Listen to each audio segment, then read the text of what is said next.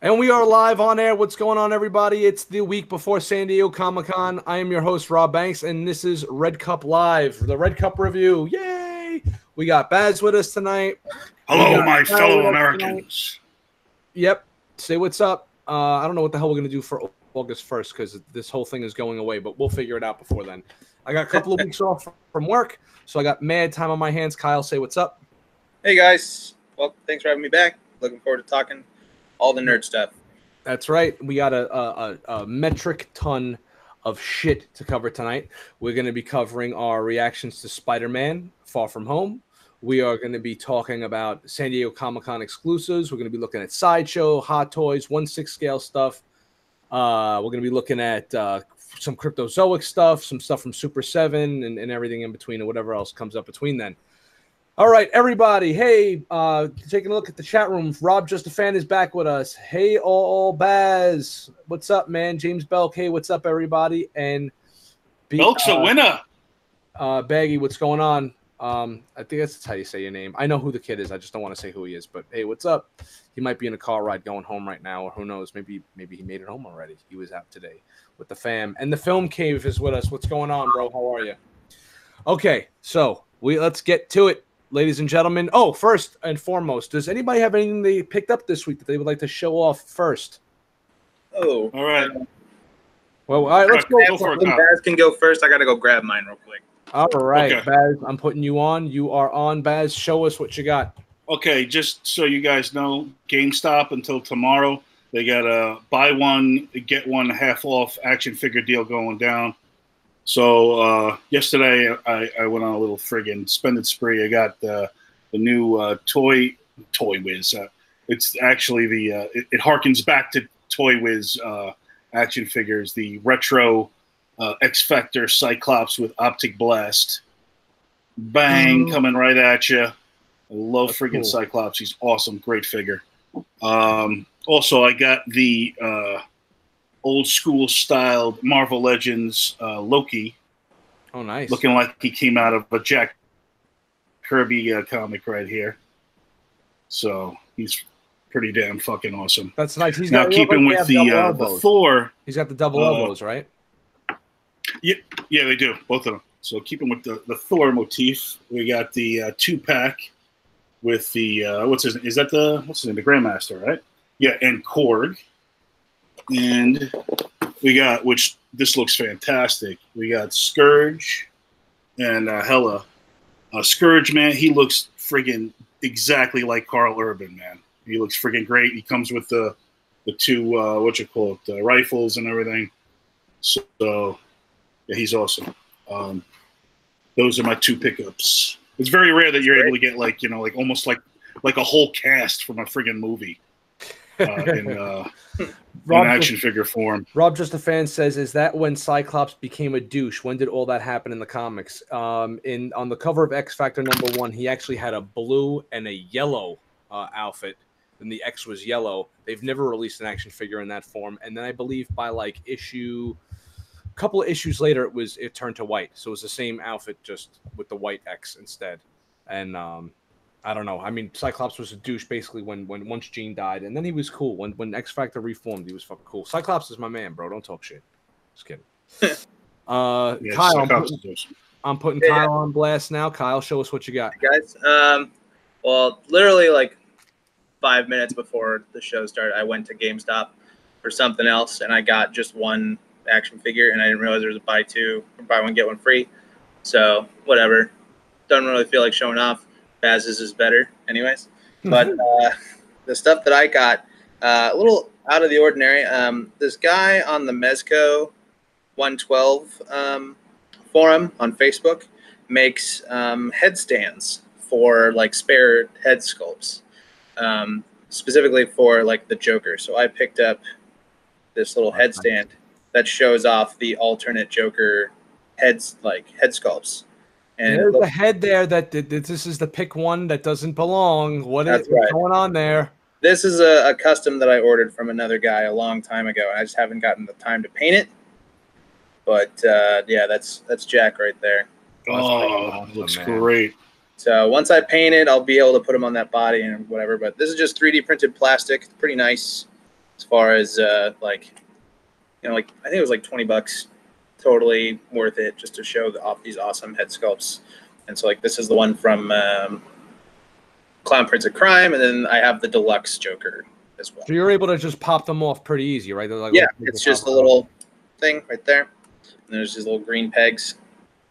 Just put them right back in there. And he's got them for not just Joker. He's got like a generic Mezco 112 one with the logo on it and stuff. And it's nice. It's worth it if you like showing off, you know, every aspect of your figure. I thought it was a little fun little pickup. And then the other thing I got this week was I don't really feel like anybody gives. I mean, obviously, a lot of people like to talk shit on Diamond and Diamond Comic Distributors and Monopoly and blah, blah, blah. But every now and then, they do some good stuff with Diamond Select toys. And one of the things that I've been collecting lately is, you guys read Dark Knight's Metal by, you know, Capullo Snyder and all that? Yep. So I really liked that storyline. I thought the designs were great. I loved the reinvention, kind of the retelling of the Batman origin story through the lens of, like, a Justice League evil filter. So one of the ones that I picked up was they're doing these gallery statues. I don't know if you guys have seen these before. They're like $45. They're all PVC. Really nice. So this one is the Batman Drowned. Oh, nice. Yeah, I see. Oh, cool. Which is really cool. So obviously this is, I don't know if for whoever read the comic, this is Bryce Wayne. It's alternate universe where Batman is a woman. And then didn't Ethan Van Sciver draw that too? I think you're right. Yeah. So it's, you know, alternate universe where she's at war with Atlantis and injects herself with Atlantean DNA and kind of becomes evil Aquaman Batman.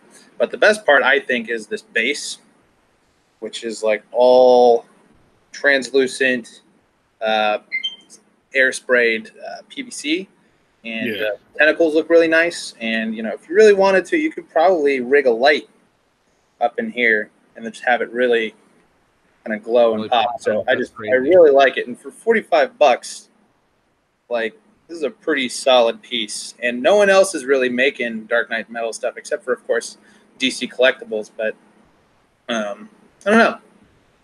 I saw the base and the kind of dynamic posing and all that stuff, and I was like, I already have the other two. Might as well keep going. So next one that's coming out is the evil Green Lantern Batman, whatever that guy's name is. Dawnbreaker. Right. Cool. Now they have an album out for the Metal series. Oh, really? Yeah, it's like kind of like a soundtrack for the comic book series. Nice. Like Alice in Chains has a track on there. Oh, I'll have to check it out. That seems pretty rad. The other thing I got that fortunately you guys did not get is my Comic-Con badge. Oh, nice. Look at that. Nice. They started doing, last couple of years, they started doing these like nice little delivery box systems with like a magnetic clasp stuff. And then, you know, on the inside, you get, you know, some pins, Comic-Con 50. Oh, this is the 50th year? Yep, 50th year. This is going on. Then, you know, get your badge. Walking Dead again. And then, you know, all by your paid sponsors here, all that. Oh, I can't wait to see that, man. The boys, that looks so good. So, yeah, it's a fun little delivery system. Obviously, they're trying to justify the increased costs, stuff like that. But we talked about it here. I get it. So I'm excited to go. It's next weekend. Yeah, that's cool, man. And next week, yeah, that's right. Next weekend, it's here. It's upon us. And there is going to be, starting on Thursday, right? It starts on Wednesday's preview night or something. Wednesday's preview night, yeah. And then it'll just be a metric ton of shit, man. Unbelievable. We are going to get to the Comic-Con section in a moment. However, this is my pickup for the week, and I got an insane deal on it. Otherwise, I would not have bought it. So, and I know he'll be watching this tomorrow after work. So, Darth Castle, this one's for you, pal. Cheers. You wanted us to have me show it off, so there you go. It's the Superman premium format. Nice. This statue is absolutely huge. It's got to at least be like 24 inches or so or some shit. So it's pretty damn big. And yeah. it's got like the soft goods and whatever. It's an older figure. It's an older statue rather, but I couldn't pass up on the crazy deal I got to go with the Wonder Woman, so that's why I got it. Now this guy's trying to get me to get the Batman, and I'm like, look, dude, you like, I don't understand. Like, you just want the walls to What number did you get? I think it's like 390 something, I think, or 360 something like that. It's between the 360 to 390 range, around there. What's their edition size? 500?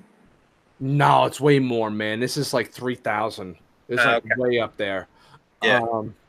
I didn't even care about the collectability of it. I just like it, and I like it to go with the Wonder Woman. Like, I was just like one of those things where it's not like I'm trying to like make money on it or anything.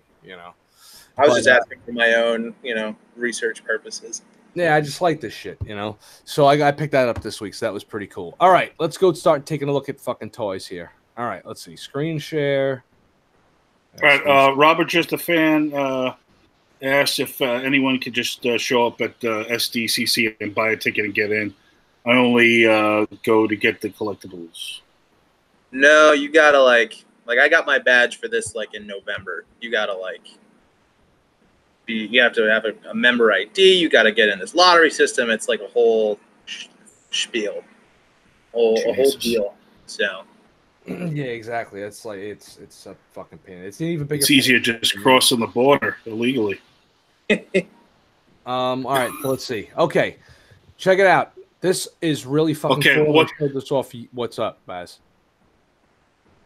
What celebrity art print do we have this week for $800? Oh my god, we're gonna start this shit. Well, here now let's see. Is it just? There's the Catwoman number 4 art print is only $95. That's pretty interesting. That's only $95. Speaking of which, let me click on this real quick because I'd like to know how much it is framed. That's unframed. $260. I'm gonna guess. $360. Baz? I said $260, but yeah. $225. $380. That's framed wrap. And regular black frame is $260. There we go. Regular black nice. Frame is $260. What's framed wrapped mean? I don't know what the hell that means. I don't know what the hell that means, but whatever. Edition size is only 50. It's much nicer than the Beyonce, I'll tell you that much. Whatever. It's a nice little painting there thing going on. Whatever. Interpretation of Wonder Woman. Here's the other art print this week. And that is Kier. Pretty nice. Nice legs. Whatever. Let's see how much this is. Who's Kier in the mythology? She's like the fallen angel chick that loses her wings. You can see the wings got cut off on her shoulder blades and shit. She's like the Death's Warbringer. Like she's like the she's like Death sends her out to kind of go and whack like rogue angels and demons and stuff. She has like the looks like they have like the blood or that tattoos or whatever the hell it is rising up her hands. Speaking of which, back at last year's Comic-Con, they showed this off, kind of. I believe it was a Comic-Con or some shit, and now they're actually putting it up for pre-order, and it's only $169, so that's pretty awesome. And that's the actual Kier figure. They have the 1/6 scale posable Kier figure now. And I didn't realize it was that cheap. I might pull the trigger on that. That's pretty great. She looks awesome, and she has the seamless body. That's the Fison body, however you say it. And that shit just looks so fucking dope, man. Let's see. Yeah, look at that shit, man. Very cool. Oh, great Wrist pose, man. Really good pose. Yeah. She's got a nice base. There's the face. Hopefully it stays at least that good and doesn't get like. I wish they would have had like an alternate portrait with like her screaming, but like a war cry kind of. Right. But I mean, shit. Like for that price, it's pretty damn good. So here she comes, right? She's got like, half naked body, and then she has all her armor you can put on with the cape and the base, and the big sword and stuff. She has an alternate hand that holds this obviously this burning skull or something. So that's pretty freaking awesome. I like it. I like this character. I think it's an awesome. It's their best character. It really is. It's like their best version of whatever the hell mythology they got going on there. Yeah. All right. What else? We got Kid Pool premium format. It's Deadpool and a kiddie pool, whatever. I don't ban that. Vampirella 50th anniversary. Where's that? Right. right there. Oh, what are these, see where I'm pins? pointing? Yeah. Oh, they're pins. They're pins. Like. Oh, No, they're they coins. actually did a coin set. I mean, I guess it's Do kind they of cool. have the? Have like a way do they come with like displays? I guess you could display them inside this thing here. That's kind of cool. It looks like. I know they got a J. Scott Campbell statue also. For what? For Vampirella. Yeah. That's through Dynamite Comics has that, Baz. Yeah. Oh, okay. So Dynamite. It's only through Dynamite you can buy it. Yeah. Who has a better story than Brand the Broken? For $208. Everyone. Everyone. For $208, here's what you get. It actually looks pretty friggin' awesome. It comes with a lot for $208. Yeah, it does. You know, considering wheelchair action. He's got the the glowing eyes and the coat and all that shit. Looks good. When it comes with the Valyrian steel dagger, that's kind of cool. If I was a collector of Game of Thrones figures, I'd be all over these. I know that, like, if you guys are even remotely interested, guys in the chat, and you want to like get it, these figures for some reason shoot up in price like crazy. Like the original Jon Snow is mad expensive. The Ned Stark is crazy expensive, like hundreds and hundreds of dollars now in the aftermarket. So I don't know. I guess there's like a big hype for those figures and stuff. They're pretty cool. They're well made. I saw the Tyrion once up close, and he was pretty nice. So, and did we ever look at the Birth of the She-Devil Red Sonja print? Let's see. I don't know. Did we look at it? Here we go. Because that looks pretty hot. It's hot. It's a little too anime for me. I don't. Oh, there we go. Oh, there you go, Baz. Whoa, nothing like that's a little too nothing for me. Nothing like severed heads and fucking ass cheeks, bro. That's a top 10 ass. Holy shit. How much is it? Oh, stop! Just stop. 95. Not bad. You'll spend 260. That seems to be the going rate for that regular, for the framed ones. With the little red bezel around there. That's cool. I don't know. It's a little too anime for me. It's all right. Nah. Don't be surprised if you see that in my my house hanging up one day. Hanging up in your bathroom. So, Colossus is the new premium format from Sideshow. Pretty cool. It's giant. Looks good. I think they could have come up with a better pose for Colossus. I don't know. It comes with Lockheed. That's pretty cool. Nice little addition, I guess. I actually like that a lot. It looks good. I don't know. I kind of like these statues are already freaking huge, right? Like Colossus, like to me, should always be like maybe holding up like some like maybe broken piece of concrete or like fighting his way through like the danger room, like the spike steel thing in the danger room or something. Well, go back to that image with the height on it. I think he's shorter than the Superman statue you just bought. What the hell's that? The height? Let me know if you see. There we go. 21 height. Okay, so he's 21 tall, right? Do I still have it down here? I had it down here. A fucking what you call it? I had a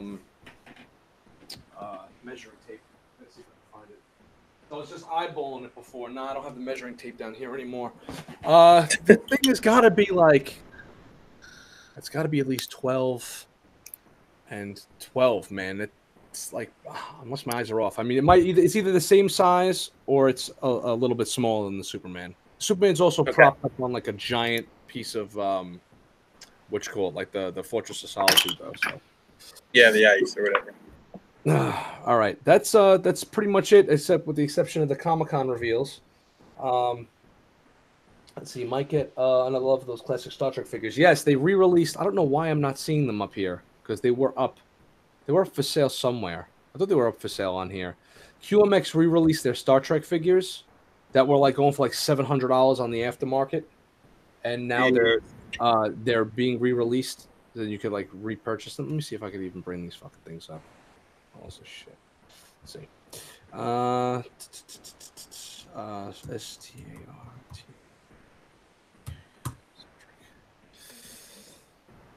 Yep, here they are. Spock and Kirk, and they're back up for pre-order. This thing was like $500. I think the Spock was like up to like $700 for Spock after guys couldn't get them no more. People, I'm sure, paid for them on the aftermarket and stuff, and now they're back up for sale. So good looking figures. What's up? They're good looking figures. Yeah, they're pretty good. I know Nick Knack is jumping on these now. I contacted him. I was like, "Yo, Nick Knack, you're gonna pass up on these?" And he was like, "Not this time." He's like, "I screwed up the first time. I'm not passing up on the second time." I think if Oh, you that's get cool. The chair, you got to get the chair for your I Kirk. was just gonna say that if you're gonna get Spock and Kirk, you got to get the captain's chair, and you got to put Kirk in the captain's chair. Yeah. You know, some nice stuff going on here. You know, they're pretty bare bones figures, but they look good. And for $180, I mean, I don't think you can go wrong nowadays. That like with the nowadays prices, you know. Right. What else would you really need with a Star Trek figure, though? Yeah, exactly. So, I mean, I don't know, maybe like an alternate like head sculpt to have like this like mirror Spock or something. Then again, you probably need like a different shirt too. Yeah. Kirk maybe can come with a couple of tribbles, tribbles episode or something. I don't know. Right. I would never display him with that anyway. I'm just thinking like pulling anything out of the ether right now. Yeah. Did you see that Wonder Woman life-size bust? Yeah, I was talking about this on the Paradox Nerd the Easy Nerd Show or whatever it is that he went live on Wednesday and on Tuesday I was on the show talking about this, and they were talking. Look, first of all, look at this price.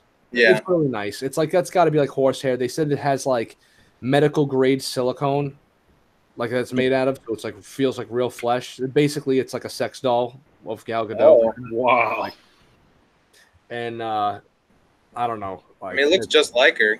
It looks great. Very impressive, yeah. But I don't know. They need an open mouth. They need an open mouth variant head. Oh God. So, it's really nice, but it's not $3,000 nice, guys. I'm sorry. I know. I got the huge thumbs down and a giant amount of resounding boos from the guy on that page because I was like, hey, how about we go buy a used car for that? And they were like, stop speaking sense and shut up. We're collectors here. Like, how are you a collector and run a YouTube channel and you're talking sense? And I'm like, somebody's got to talk sense. Yeah. It's ridiculous. I think they're only doing 500 pieces too. I mean, yeah, 580 right here, limited edition. If 580. you did more, you could probably put that price down. Yeah, I know. I mean, even if it was $1,000, a bunch more people would jump on. Yeah, I mean, this is just crazy, and also it's because it's like 1-to-1 scale. It's like, all right, I don't know, man. How am I gonna like have this creepy looking like half woman in your house? Yeah, yeah. I don't know. It's just like they were talking on the show about like why is this creepy and owning like a life-size 1-to-1 Darth Vader isn't, and I'm like, I'm like Darth Vader's a robot and this is an actual person. It's like I kidnapped. I made a comment like, why don't we just get like some rope and some duct tape too while we're at it, you know, to go along with this. This is kind of like there's some stuff you gotta like justify or whatever, and it like there's things like with premium formats, like you have the Superman, you have the Wonder Woman. Those are really awesome. I really like those stuff like that. Like I get, but then like I see. I like most of the premium format stuff that's out there, specifically from Sideshow.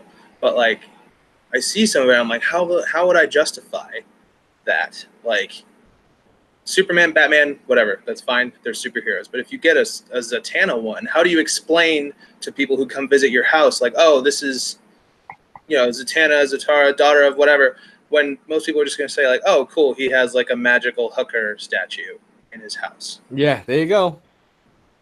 There you go. And the Zatanna one is really freaking nice too. It's really nice, but how do you explain that to people? I'm sure they would be like, who cares? Just get what you like and all that shit. But I mean, come on, man. Yeah. At the same time, it's like I'm actually hoping. Let me stop the screen share for a second. I'm actually hoping that Mezco does a Zatanna because that'll give me an excuse to actually get a Zatanna fan. And I want her.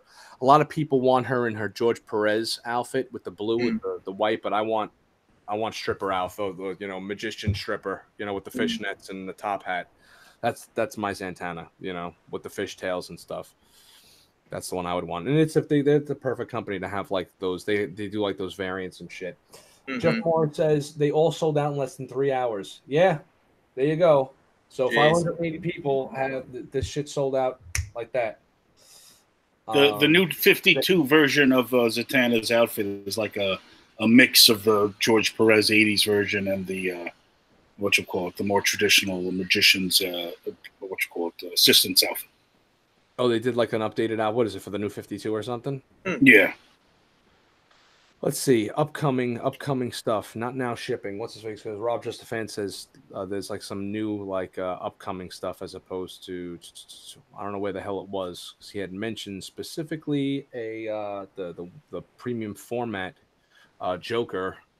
Oh, I think they teased it. I don't think there's an actual pre-order page yet. I know what he's talking about. Where's the? I don't even know where the hell that is on here. Like where they show you like the there's like a blog, right, that shows you like the coming soons and stuff without necessarily showing you if it's up for pre-order or not. Yeah. Like the RSVP pages. Yeah, I don't even know what the hell that is. Comic-Con. Let's see, Comic-Con. Maybe they mentioned it on like Comic-Con. Comic-Con. Coming soon, right? Check out new announcements. Here we go on the RSVP stuff. Here you go. All right, so you got a Batman life-size bust. They have a new premium format for Aglavale, right? Aglavale, whatever, however the hell you say these weird ass names. Here's the Joker. Somebody was complaining that Rob, gotta do the screen share, bud. Oh, yeah, we go. Okay, I got to do the screen share. Good looking. I know. I'm like, hey, look at this and look at that, and you guys are like, what? What are you talking about? All right, so share. Here we go. All right, how you guys doing, right? Jesus Christ. So they got the premium format Joker. I guess he comes on a bench, nice little bench seat with the jail behind him, which is pretty cool. And somebody was like, "Oh, here we go, Sideshow again, making this was on Facebook, making figures and statues that look nothing like the actors." And I typed something out and then I deleted it. And I was like, "There's no reason for me to get in this conversation." But if a comic book artist drew a comic on The Dark Knight, it's not going to look like Heath Ledger. It's going to look kind of like Heath Ledger, right? Because it's not like that artist's interpretation of Heath Ledger's Joker. So what's the problem here? It's not like it's a hot toy where it's trying to capture that exactly. It does look like him, though. I don't get it. It looks enough like him where you're like, okay, that's him. You know? Yeah, I don't see how it doesn't look like him. I don't know. I guess it's a matter of like none of their premium format stuff looks like exactly like the actors and stuff. It's more like artist interpretations anyway. You know. But I don't get it. It looks like whatever. Yeah, it looks pretty good. Let's see. What does it say? Baz, that's a badass headset. Rob Just a Fan. Let's see a Mezco Solak figure. That'd be pretty awesome. Iron Jeff Morris said yes, bottom of the page. So there you go. There's your Joker premium format. Come on, get me out of here. Get me out of here. This is freaking awesome. This is awesome. Perfect Lines Deluxe Fine Art Lithograph by Alex Ross. This is fucking dynamite.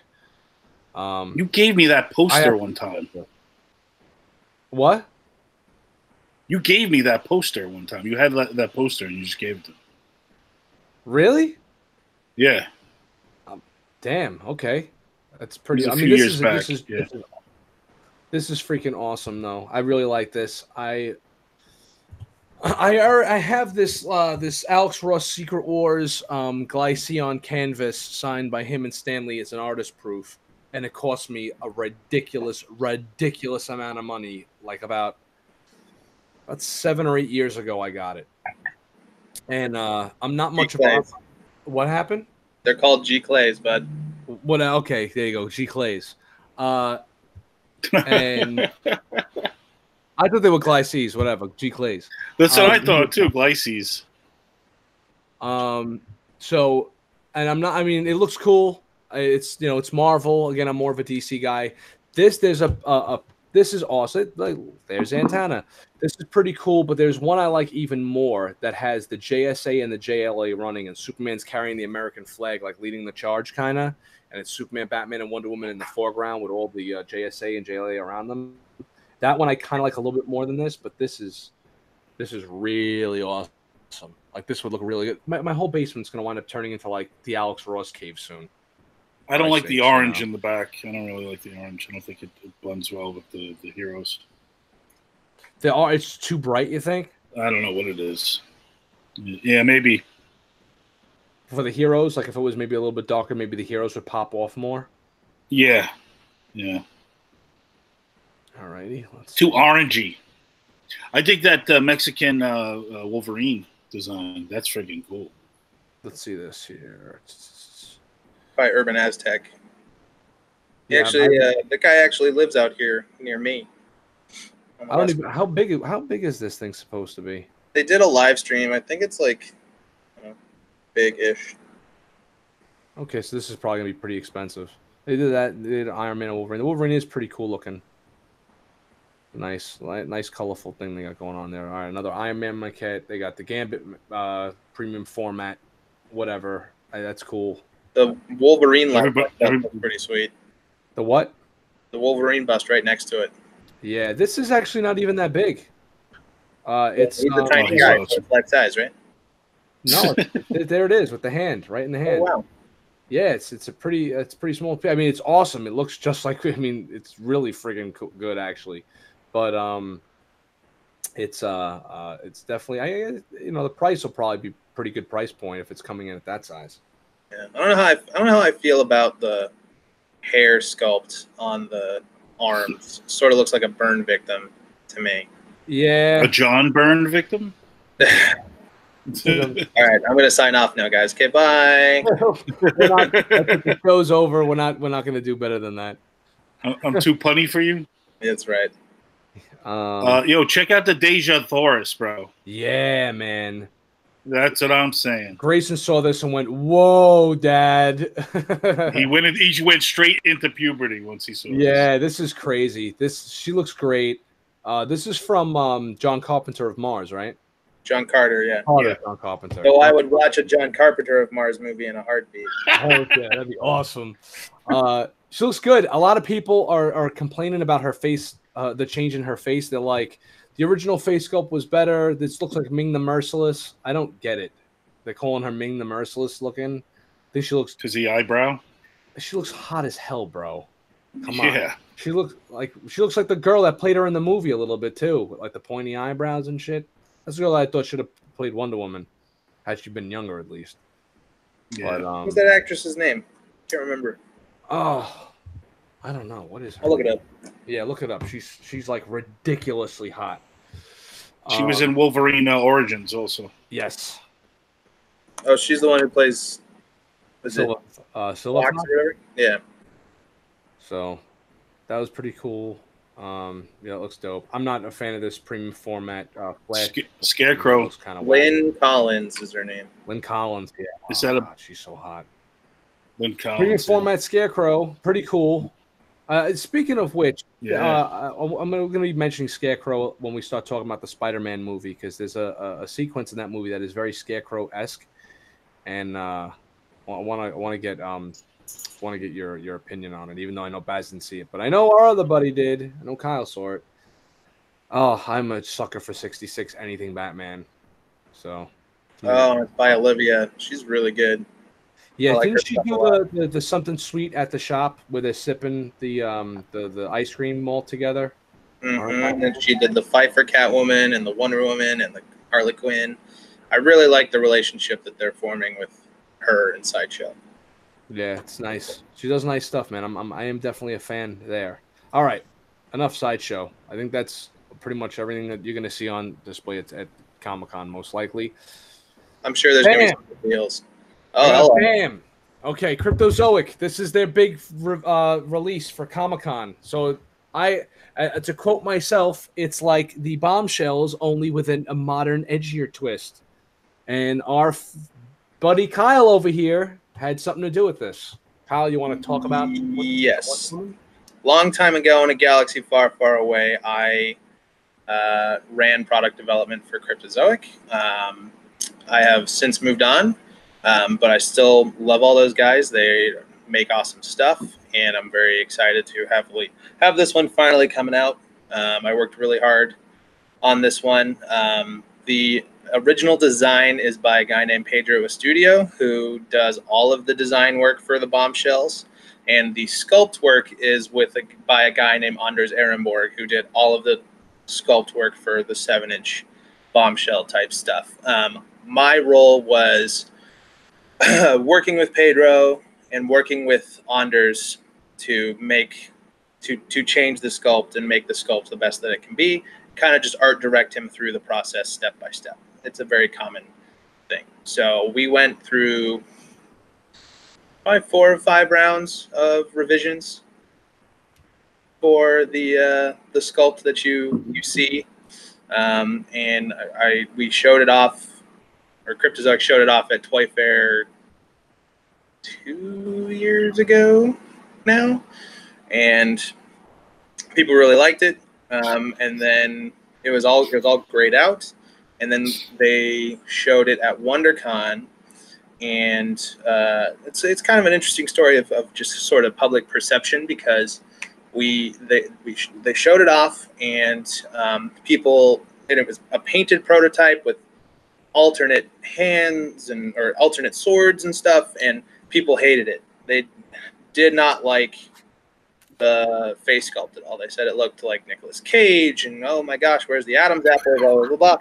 And as a creative, that's really hard, because I spent countless hours poring over this figure with Anders, working together, trying to make this as close as possible, and everybody just ruined, like, the internet. The people who pay attention to Cryptozoic stuff were not pleased, and so I went back to the drawing board. I talked to the sculptor again, and we re-sculpted it to the version that you see now, approved by Gal Gadot herself, approved by WB, all that. And I parted ways with Cryptozoic before production and all that stuff began. All credit for getting the figure finally made, and where it's at now goes to Amanda and the Cryptozoic collectibles team. They did an amazing job. I just helped kind of facilitate creating it. And I'm very excited to finally see this one coming out.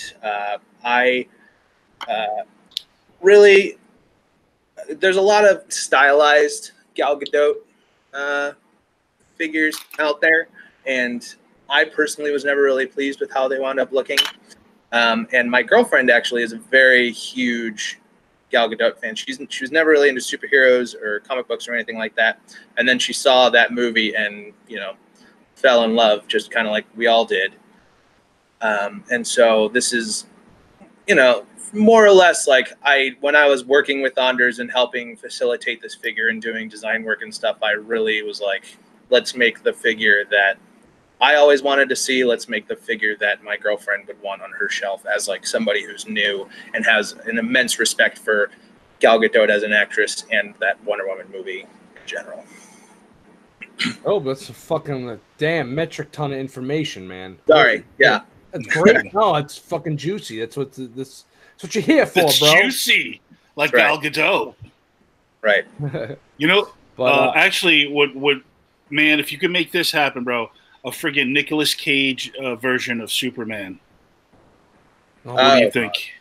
I think that would be fun.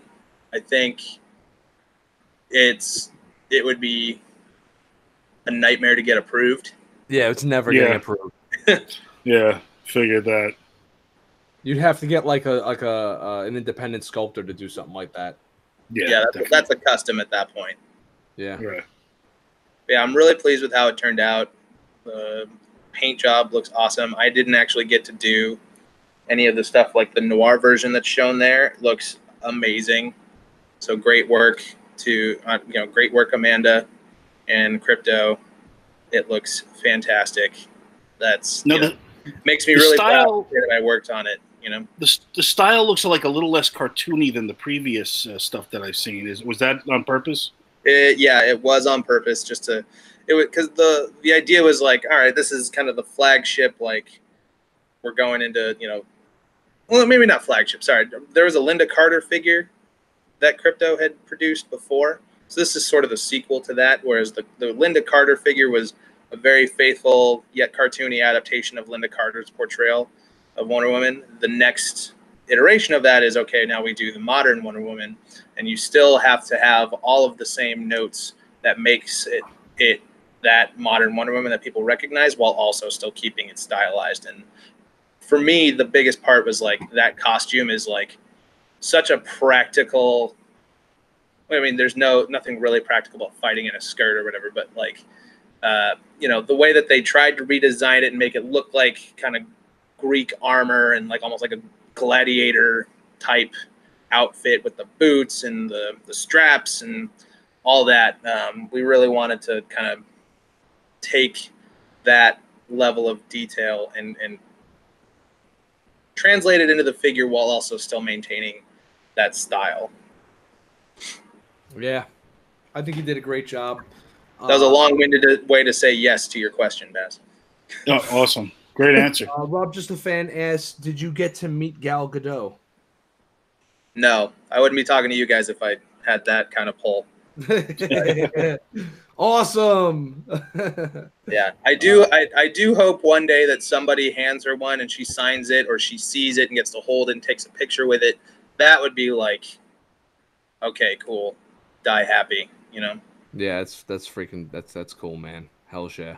Because there's a picture of Linda Carter holding the Linda Carter figure. Oh, that's awesome. Which is really cool. Yeah, my wife wants us to get the Linda Carter one for our daughter for her room. Okay. So that's like something like she's like, oh, we should get one of these. She's like, it would be perfect for a dresser, and so I was like, all right, we'll check it out. All right, let's see, Cryptozoic. Speaking of which, we're gonna have Amanda on the show in a couple of weeks, actually, right after Comic-Con, and she'll be able to show off all the cool new stuff they have coming out. So let's see. I want to just go to the Comic-Con and show you like what they got going on. As I don't know exactly what their exclusives are for this year. They just got a bunch of pictures, I guess. Let's see, Bombshell Series 3, but with redecos, with the gold decos. My girls. Those are your girls right there, man.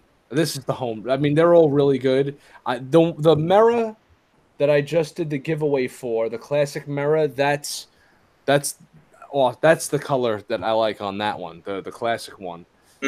As far as like just the way they look, like just looking at them, here's the home run for me right here. The Canary. The Canary. Oh my God, Cotton Club singing Canary with the old school microphone. Awesome. They have like these little Kripken things. I'm not too sure what these things are. They look like little like collectible figurines that they do. I can tell you about them if you want. All right, well then tell us about them because we want. So they were, juvenile versions of the monsters that you already know. I worked on this with the former product development chair, guy named Jeff Parker.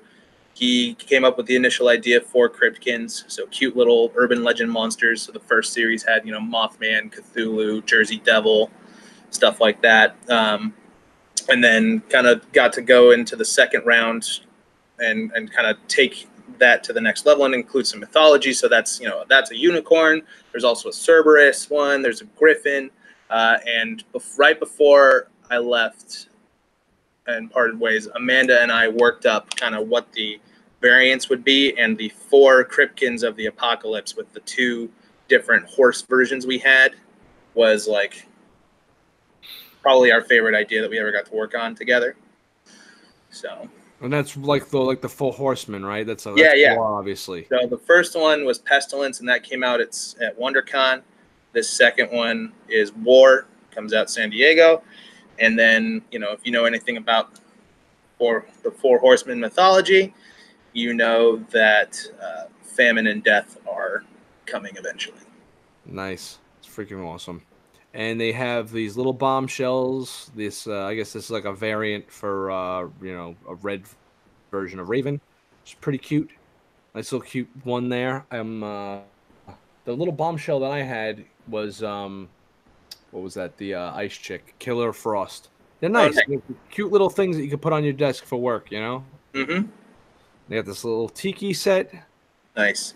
Cryptozoic makes really like just different stuff. I like different looking things because everybody else is doing the same shit all the time. It's like the same versions of how many statues of this or that or whatever. I like the little twist and spin they put on things. And I'm pretty sure you had a hand in that, so hats off to you, pal. It's a team effort. Everybody over there works very, very hard, and I'm very proud and lucky to have been part of it. Just like I'm lucky to be in this industry at all. Yeah, that's cool, man. That's really friggin' awesome. All right, what? Now that we looked at everything, we want to get into what everybody's I don't want to say necessarily wants. Let's try to keep it as sensible as possible. What everybody's like wish lists or predictions are for Comic-Con. You could start off with Hot Toys, since that seems to be like the big thing on this channel, or one of the big things. So Sure. do you guys have any I could tell you my predictions for Hot Toys is a whole lot of Marvel and a whole lot of anything else. Yeah, There's going to be probably. the rest of the characters from Infinity War. I think you're going to get Fat Thor. You're going to get probably like a new not Scarlet, new Scarlet Witch, probably, if I had it. And then I don't know who else was missing from this. Oh, and I heard that there's like an War Machine, probably. The who? War Machine is like big American armor at the end of the. Yeah, American Armor War Machine. That's definitely, you're gonna see that. That's a definite at this point, and I think you're gonna wind up seeing a battle damaged. I Am Iron Man, pre-snap Iron Man. Yep. With the Robert Downey Jr. bloodied up head, like with the hand that does the snap, and that's probably gonna sell like a monsoon when it does come out. Other than that, though, you guys have any predictions or wants that's not necessarily? Remember, try to keep it like sensible. Like, yeah, what do I want? I want a Roddy Piper They Live hot toy, but that's not coming out. So let's try to talk about what we might see. Sure. And everybody in the chat, what do you guys think we're gonna see? I guess I'll go first if you're cool with that, Baz. Yeah, go for it. So just kind of tying into the discussion we'll have eventually, I want more than anything a Mysterio from Far From Home. Like that design is so good. I can't believe they pulled it off, and I think you could do some really cool stuff with different materials, like in the helmet. And I don't even care if there's a Gyllenhaal sculpt or not. Just give me the cool stuff with laser effects and the cape, and that's what I want. Or even if there's like an alternate the Sideshow exclusive version comes with the bowl with Spider-Man in it. Like that'd be dope. And then so that's my want and prediction. I really think they're going to show it because they haven't talked about it at all. I think they're going to show. I saw a teaser on their Instagram. I think they're finally going to show and drop the pre-order for the Vulture from Homecoming. Is that going to be a base, like a deluxe? A lot of people are saying that might be like a deluxe base Maybe. for a figure. I don't know. With the wings spread, that thing's going to be like 3 feet wide. Dude. Yeah. It'll be as long as the Hulkbuster's tall. Yeah. So, I don't know. I think that's going to show up. I want a Killmonger, like not the one in the Black Panther outfit, which is easy money for them to make. I want the one with like the Super Saiyan outfit and the gun and the mask and all that. Right, yeah. Like you want to see Killmonger. You want to Yeah. The operator Killmonger would be really, really cool. And then I don't know, you might get it's probably way too early, but you might get a Wonder Woman 84 in that golden armor they teased her and toast her with. Right. I don't know. Not including all the stuff that you already said. I think all that is very practical and probably going to happen. Do you have a call for what I would call like the wild card reveal? Like I believe 2 years ago it was like Neo was like the reveal. Then it was John Wick. What do you have an out of left field type like actual? Remember when Hot Toys used to actually make classic movie figures? Yeah, Yeah. No, I'm trying to think. What would that be? Come back to me. I'll think about it while Baz is gone. Okay. Okay. So far, going forward, all I'm interested in is anything from the new Joker movie coming up with Joaquin Phoenix. So that's Hot Toys, friggin' Mezco, Mafex. I don't give a shit. Anything with the Joker. Marvel, as far as Marvel movies, don't call me until you got Fantastic Four or X-Men going down, because I don't give a shit about Squirrel Girl or Captain Marvel 2. So I even skipped Spider-Man, which we're going to talk about soon too. After Endgame, I'm kind of like, I want to take a fucking break. So anything Joker related, and that's it. I want to see the Titans season 2. Anything, pictures, freaking a preview, anything from that season upcoming with Deathstroke and everybody. And that's about it. That's all I care about. Nice. Everything else is just a cherry on top. I don't know what to expect, to tell you the truth. Do you think that they're going to be doing another? And I think it might be a little too early for this, but I could almost see them doing another Captain Marvel where she is either from Endgame with her new haircut, or have her in like well, the other one comes with the. Are you being serious? I'm dead serious because like they just milk everything that's Marvel, that company. So it's like basically really expensive Marvel Legends at this point. You know what I thought? I want to see more like, okay, from like say Storm Collectibles. I want to see more boxer figures. You know how like they have Tyson and they got friggin' Muhammad Ali. Right. I want to see more figures of actual boxers. It would be pretty cool to get a listing so you can do the whole, Muhammad Ali standing over him with the two of them together. That would be pretty cool. Exactly. That's what I'm saying. Even Sugar Ray Robinson, middleweights, Roberto Duran, Thomas Hearns. Let's get all these guys. The actual warriors, man. I don't think you're gonna see the Joaquin Phoenix Joker tease just yet because I think the movie is way too far out.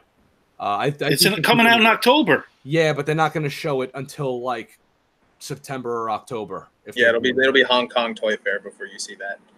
All right, my wild card predictions. I have a couple. One is based off of Baz's thing of like Muhammad Ali. Then give me a Hot Toys 2-pack of Muhammad Ali and Superman with like the packaging and like them fighting, and Superman gets boxing gloves. That would be like ridiculous, but I'd be all over it. And then my other one is they might just come out of the gate with it, but that new Witcher Netflix adaptation with Henry Cavill as Geralt of Rivia, like just do a hot toy of that, people would lose their mind. Do you think that show's gonna hit it all? For some reason, I think that has like 1 season or 2 seasons written all over it. Maybe. I really hope it goes forever because I love that. I love that world. I love that character. I played the game for like 400 hours. I've read all the books. So like I think there's a bigger audience than people realize for that stuff. It's like Well, what show? I missed The Witcher with Henry Cavill. Oh, okay, yeah. Yeah. It's like Poland's number 2 export. It's like sausage and then The Witcher. That's cool. They love it. It's like Polish Lord of the Rings. They're like super proud of it. So that's cool. I think we're definitely going to see. The Crown Series Gandalf from Asmus. You're going to definitely see that, which will give us a better idea of what it's going to look like. They just released for pre-order the Theoden, which we didn't even look at, but I'm surprised. I saw that. It looked great. That looks really good. The Asmus Theoden. The sculpt work on the armor is just out of this world. Let's see. What would I like to see? I would like to see. We don't even really need to see the 66 Joker anymore because they already showed that 5 years ago, and we're never getting it. So there's that. I would like to see that for pre-order actually. The 66 Batmobile ain't happening. I would like anything 66 Batman actually, but you're not getting any of that. It seems like Hot Toys is just kind of focusing on what's hot, like just what's hot now, and they really don't care about Hot Toys. Yeah, like exactly. Like they don't really give a shit about the classics no more. However, I think that the surprise at a left field is going to wind up being Blitzway because I think they kill it at every convention. For the last 3 years, they've had my reveal, my number 1 reveal for the con. Ever since I started this channel, I've been doing like my top 10 favorite reveals from Comic-Con, and Blitzway has won it the last 2 years with their reveals. 2 years ago, it was the car. And last year, I had it was just all their reveals. The Bill and Ted. I think you're going to see Bill now this year, even though Ted didn't even go up for pre-order yet. But I think that I like that company just doing figures that nobody else is doing. Just grab licenses and do shit and see what sticks, and then put it up for pre-order. Right. Another company that does that, and I'm not endorsing anything like that. You should check out Super 7. They do awesome stuff like that. So speaking of which. Because I've never let's I'm gonna put you down for a second. I'm gonna go to the file. We're gonna open up A new window. And what website would that be? Just super7.com? Yeah, that's where I found their stuff. Their exclusive is 4 Ninja Turtles figures in a pizza box. Oh, that's them? That's Super 7. All right, hold on a second. We're going to go to screen share again. Share. Put it down. All right. Oh, Ren and Stimpy. Nice. Yeah. Yeah, and again, I agree with you. Like, I love people who do stuff that no one else is doing. And, like, I feel like these guys are the biggest culprits of, like, what? They're making that? Where am I looking, though? Products, accessories, apparel, art, drinkware. Probably product. I think there's a blog that's got their stuff as well. A blog? I got to go on Facebook for that? No, you scroll down, I think, on the main page. All right. Here's a bunch of shit right here. Mm-hmm. Nice. All the retro action figures. Pretty cool. They have the license for the Masters of the Universe. Right. Oh, Iron Maiden. They got the Universal Monsters too. You know, I would like to see a company actually. There you go. There's the exclusives thing. Where's that? Right in the middle. On here? the left, in the blue. On the left, in the blue. Look at the blue. Click on the blue. All right, let's see. Pizza box turtles. There we go. Look at that. Well, that's cool. It comes the package. How rad is that? Now, what the turtles are? What type of action figures are they? They like retro action figures? It looks like they're that retro 5-point style. Yeah, yeah. It's just cool that like the problem with exclusives like this is that you never enjoy the figures because you're not opening this. You have to keep the integrity of this the way it is. It's just too cool looking. Yeah. You know, like it's like something you buy and you have to display it just like that. Yeah. You know? It's really cool. It's like a matter of getting like when the display, it comes like this inside of a, no way. That's the top of the box. Yeah. Wow. That's crazy. Yeah. They do a supercast where the guy who owns it shows everything. And it was like, that's the top of the box. It looks like a real pizza, which is insane. They got Transformers too? Yeah, it looks like it. Wow, and that's the Decepticon symbol, so they got Transformers. It looks like when in the movie when he was being transforming into Galvatron. Yeah, man. That's freaking cool as hell. Yeah.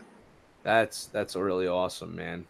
And like the break-in set. Oh, geez. Who makes break-in stuff? No one. This is what I'm saying, man. You know, I mean, I'm not a fan of the retro, reaction, like the smaller stuff, but just again, this is it comes in a boombox packaging, right? Yeah, I think so. Yeah, and so you have to just display it in the boombox with the front open with the figures displayed like that. That's pretty freaking cool. But again, that's like, I just love. Oh, they have shirts and apparel too. I didn't know that. Yeah, all kinds of shit. What's crazy is I don't think that they're limited to toys at all. Right. I think they just kind of I think from what I can tell, just kind of looking at them, they're pretty new to me. Right. Like I think they've been around for a while, but I just started hearing about them. Like I think their goal, and the guy who runs it seems like a rad dude. I think their goal is just to make the coolest shit possible. Let me ask you a question. This Toxic Avenger right here, it looks like he's on a similar buck to the Masters figures. That probably is true. Like the arms and torso in there, which means, see, I like that when all my action figures can kind of like fit together. You know, like they all kind of like, I could have my Toxic Crusader with the Thundercat guys, with a Batman, with a whatever, you know, and they're all kind of like at least somewhat uniform looking. Mm-hmm. Are they still doing the Masters of the Universe, like the what you call it, the ones that were out like years ago that Mattel was doing, and then they took the license? Are they still continuing with that? Yeah, I think so. I'm not really a big Masters guy, so you'd have to Google it yourself. But right. I think so. I don't know. Let's see, retro action figures. They got a bunch of these. They even have like these little blind bag things.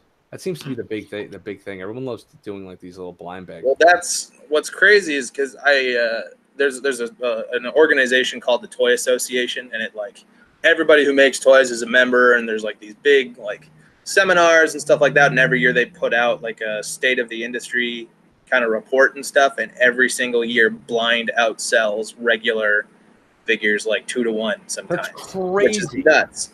Yeah. Crazy. That's got to be impulse buys. It's like I'm in line at the supermarket and then fuck it, I'm gonna pick up this magazine. You know, The number one toy every year is that like LOL surprise thing from MGA wow. for like the past. Oh yeah, that's right. My daughter is all about the LOL dolls. All about it. Yeah, and what's interesting is that they do gender studies on that stuff as well, and it's been pretty like for the last couple of years, it's been pretty solidly like girls buy toys, boys do not. Girls buy physical products and all that stuff and go shopping and do all that, while boys they're getting into video games and YouTube and Twitch streaming and all that bullshit. And so boy toys are down, girl toys are significantly up. Wow. Yeah, it's pretty funny you say that because Grayson's kind of all about the electronics and stuff, and Zoe likes playing with her dolls and exactly and actually playing with stuff. That's right. Grayson does it too, but Zoe does it a lot more. Yep. Hey, Archie's watching. What's up, brother? Okay, so I don't even have a left field prediction for friggin' Comic-Con. I would love for them to just make Catwoman already from the Batman Returns. You're never getting that. I predict it'll be underwhelming. That's what I predict. Yeah, I mean, I'm just hoping that something comes out that's got me like, oh, the Count Dooku figure had its product, like its final product showing. So I got that on order, so that'll be coming in. That looks really good. So it looks pretty close to the prototype. So that's dope. So those of you that ordered Count Dooku, you should be pretty happy. Nice. Let's see. Baggy says Stranger Things. Yeah, you're probably gonna get a whole bunch of stuff from Stranger Things. If I don't know if McFarlane has the license to that, but you're definitely getting more of that. They do. I think they have the master toy license to that, which is why you might not get like 1/6 scale Hot Toys Demogorgon or something like that. Right. Yeah. So McFarlane will be your go-to for the Stranger Things stuff. But yeah, you're definitely getting whatever the hell season 3 was about. You're getting all that shit. Most definitely. You guys watch it, season 3? I have only started watching season 1. I'm 5 episodes in. Nice. You like it? It's good. I watched the first 3 episodes when it first launched, and then I stopped watching when I saw that the kid drowned. Like my wife and I couldn't handle. Yeah, was really young at the time, and we were like, all right, we're not watching this. This is dealing with shit ain't happening. And then obviously the next episode you find out that he's like in the ether, so he's really not dead. So we just started watching because the guys were like, could you watch it already? Watch it. And my wife has this thing where like if there's some kind of cultural phenomenon going on, she feels like we have to like jump in and become a part of that. So now we're getting back into Stranger Things, even though we're like way behind. Right. So whatever. I just finished season 3 and I really liked it. I had my issues with season 2, but I think season 3 brings it back on track a lot. Which is funny too, because season 2 had like the whole Ghostbuster thing going on too, and I'm a big Ghostbuster guy, so I don't even know if I should bother watching it or because I'm. No, you should. You have to watch all of it. It's still fun. Right. I feel like it suffered a lot of sequelitis. Right. Okay. So. All right. Let's see. That's it. That's it for my Comic-Con stuff. Next week we'll be doing a show and trying to figure out what the hell it is we're gonna pre-order and whatnot. Spider-Man Far From Home. This is where Baz did not watch this. I did not go see Captain Marvel. Baz isn't watching this movie for some reason. You went and saw Captain Marvel. You're not going to see Spider-Man. Whatever. I don't care for Spider-Man. Oh my God. I don't. Dude, he's one of the best heroes ever. Oh, God. He is, but I don't really give a shit. But you love Captain Marvel, though, right? You like that fucking shit enough to go see it. I know you do shit about it, too. Yeah, exactly. It's awesome. But me and Kyle over here saw it. So, Kyle, what did you think of Far From Home? I loved it. Really, I thought it was really good. I subscribe a little bit to the Kevin Smith mode of thinking, where it's like, what a time to be alive! Like they're making all of the stuff that we grew up with on the big screen or whatever. Yes. And like when I heard, they're doing Mysterio, I was like, oh gosh, okay, how's this gonna go? But of course, Marvel hasn't really steered us wrong in 22 movies or whatever it is now. And so I feel like I should have just had faith. And like even though I know what I know about Mysterio, when they told me exactly what I already knew about Mysterio, I was still like surprised and still blown away. And the way that they do that character and all that. Are we doing spoilers? Are we doing not spoilers? What are we doing? I don't know. I mean, there's not that many people watching right now. The guys in the chat would have to. You know what? Let's just keep it kind of spoilery free until. Okay. Like, all right. You know. Yeah, just the way that they do that is like the way that they portrayed that character was just so spot on, and I think it was probably the best explanation of that character. Yeah, no, they really did a fantastic job. The movie for me was a little slow moving. It's still good, sure, slow moving. Yeah, in the beginning, and then once the twist, that like I mean, you got to kind of like have your head in the sand to not know that Mysterio is one of the Sinister Sixes, but the Sinister Six ain't in this movie, so that's not a spoiler. So that's right. But at the same time, once that part happened, it was like, holy shit, this movie's fucking awesome. So it was like, all right, this is pretty good. And then it was awesome. So I didn't love the movie, but I liked it, and I really liked the second half of it. Yeah, once it flips, the whole thing is just nonstop, like amazing. And Gyllenhaal as Mysterio is great. That was like amazing casting. I love how they tie everything to Tony Stark somehow, and go with deep cuts that nobody even thought they would ever reference again. Like now the deep cuts were crazy, man. Nuts. Like I like how they really like the writers of this were like, how can we explain this and make it relate to other Marvel movies and callbacks? Like they do a really good job with the callbacks in this movie. Mm-hmm. And some deep cut callbacks too, like really deep. But not eye rolling though. It wasn't. No, everything made sense, and like when it hits, like when Mysterio gets to be his Mysterio self, is like amazing. There's the sequence you're talking about that's a little scarecrowy. Yeah, so there's a sequence in the movie where Mysterio does his Mysterio stuff on Spider-Man, and we know from the comics he just tricks your mind and makes you see shit that's not really there. And there's a nice 2-minute sequence of him kind of like really getting into Spider-Man's head. And my son actually turned to me during it and said, "This is just like Scarecrow. This would have been wild if it was Scarecrow and Batman. This came right out of an 8-year-old's mouth." Yeah. Marvel is pretty much beating DC to the punch, and I don't know if they're doing it on purpose, but they're really making it hard for DC to even make movies, to the point where Warner Brothers is just going to have to sell their characters to Marvel at this point. Because I don't know, but that sequence you're talking about, I was sitting there, I went with my girlfriend and her dad. And like I was sitting there just like beside myself, like almost crying, because I was like, this is the coolest shit I've seen in a Spider-Man movie, period. Like my mind was just blown or whatever. And I guess at one point, like I'm like freaking out, like doing all this stuff. And at one point, I didn't even notice this. At one point, my girlfriend's dad leans over to her and goes, "Is he all right?" He goes, "We just let him do whatever he needs to do, and then we ask questions at the end of the movie." Right, yeah, fanboying out and stuff. Yeah, especially with the mid-credits. Oh, the first mid-credit scene. Goddamn mind. The best mid-credit scene was, in my opinion, was we're going to talk to you about the Avengers Initiative, right? The first one. Yeah. Always goes. That's the one that's always on the forefront of my mind. And then they got a little like weird after that with them eating shawarma and all that stuff, and it was just Howard the Duck things. The Howard the Duck thing was goofball-y. This first end credit scene was so good. It was like, I can't wait to see the next Spider-Man movie. This is insane. It was long too. It was like a nice minute and a half. It was like an epilogue. Yeah. I think it's actually like 3 minutes long. Yeah, it was pretty long, man, and it was really done well. And there's a character that shows up that is essential to the Spider-Man mythos. And the reinvention of that character is like perfect. It makes complete sense for modern times.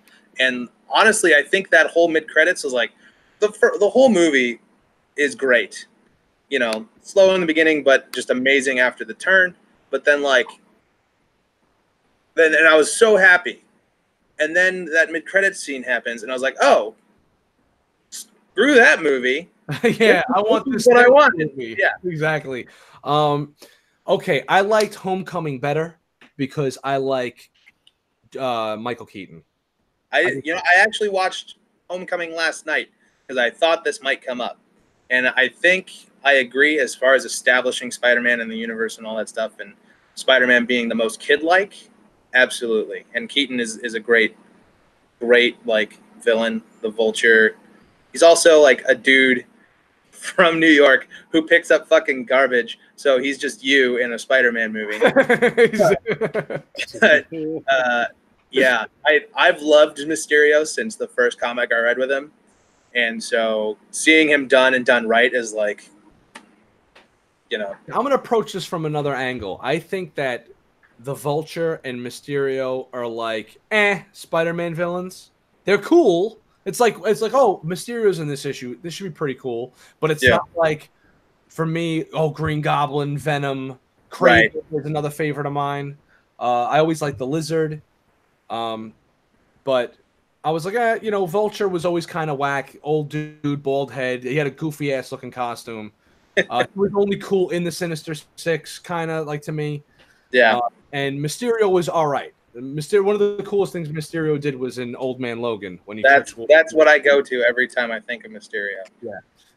And this movie shows you how he could do it too. It's like, oh wow, this guy's actually really powerful when you think about it.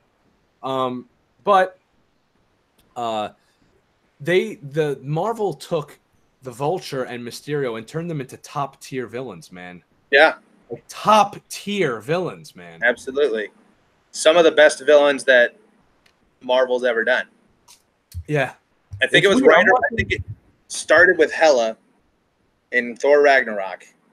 And then just every villain after her has been awesome. Yeah, like, she was to great. the point where, like, all the ones before were like, whatever, who cares? I liked them, but like, all right, like I liked like the first villain of the Marvel universe because Jeff Bridges is just awesome. So he was a cool villain, Stain. He just Ironmonger again. Who gives a fuck about Ironmonger? Whatever. But then again, all of Iron Man's villains are kind of throwaway. Yeah. Are we counting the television series though? The Netflix? What are you talking about? Oh yeah, I guess you're right. Like Kingpin should be on that list. I agree. Kingpin, and I would put Purple Band up there. Yeah, you're right. He's good. It's fair. But I guess my point is that ultimately, like, most of the villains were pretty weak. Yeah, they were more on the Marvel. I think what their formula was, we're gonna just focus on the heroes and the villains are just there to throw punches at, kind of. Yeah.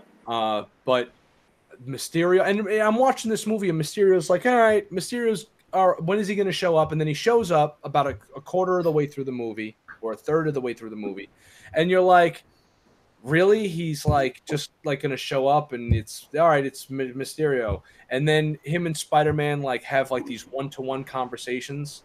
Like, he actually has a beer with Spider-Man. That's not really a spoiler. He has a beer with him, and you're like, wow, like, this dude's like they really flesh his character out. Like, they spend like the whole next half of the movie not necessarily focusing on him. It's a Spider-Man movie, but they make you go like he's villainous. He's a scumbag. He's got enough screen time to make you like him and like to hate him. You know, like, he just does a great fucking job with the role, man. Yeah. And absolutely. And everything I've seen it twice now. Just I liked it that much.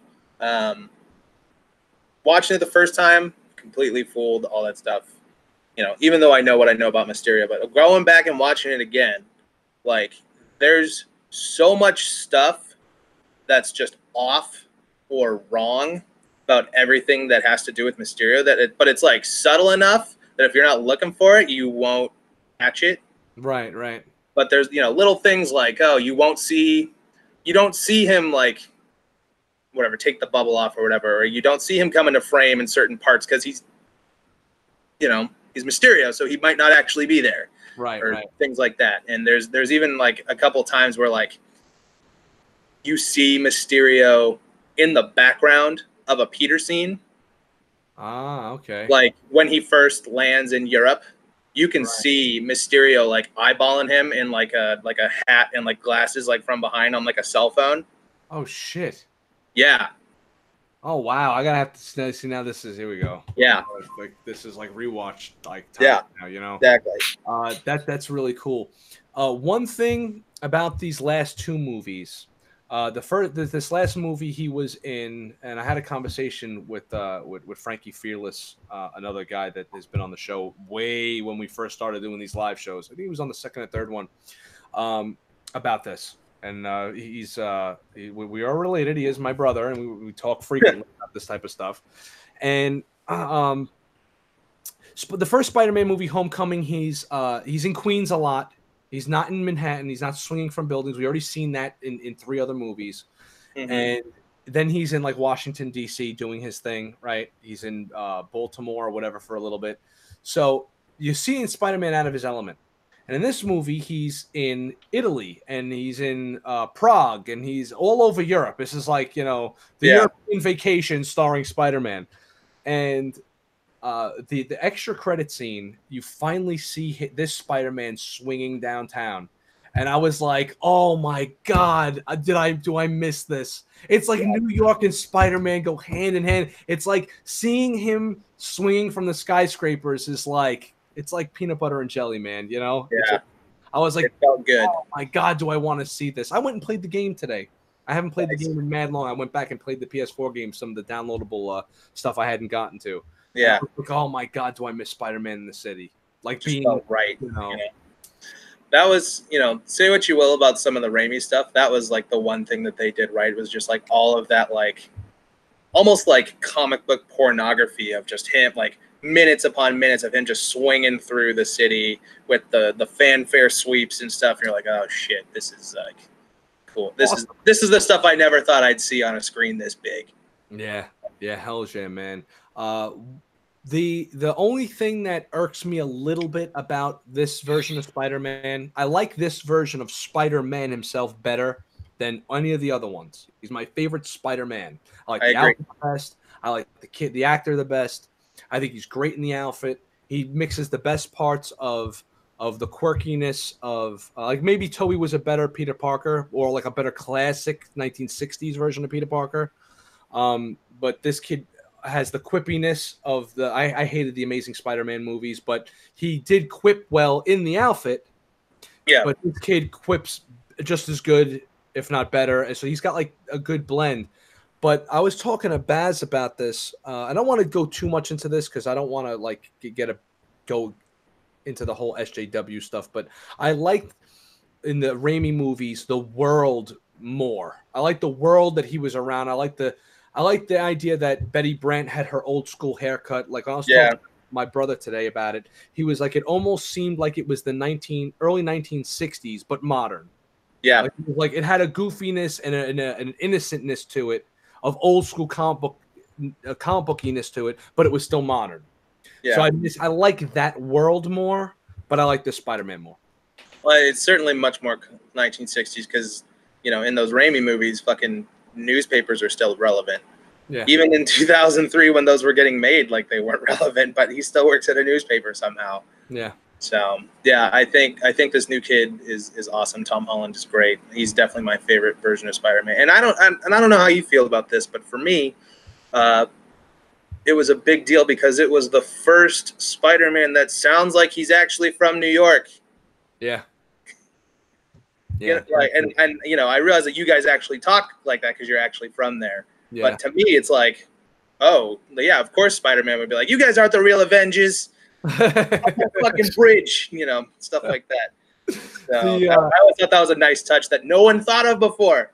What do you think of this whole him being Spider-Man? I mean, Iron Man Jr. I like it and I don't like it. I like the idea because it makes more sense for the gadgets he has. It makes more sense for like the the Silver Age stuff that Spider-Man had, the spider tracers, the little parachute and all that shit. Like, you're getting all that stuff, but the only way to make that work is to make him more techie, like Iron Man-ish kind of. But at the same time, you lose something in not having him be that street level hero where it's kind of like him against the world, kind of, you know? Yeah, I agree. I'm not a huge fan of him being Iron Man Jr. I understand why they're doing it. And, like, you know, as far as MCU goes, Tony Stark's the guy who started everything. There would be no MCU if there was no 2008 Iron Man. There would be no MCU without Jon Favreau, which is why he's in all of Spider-Man's movies. And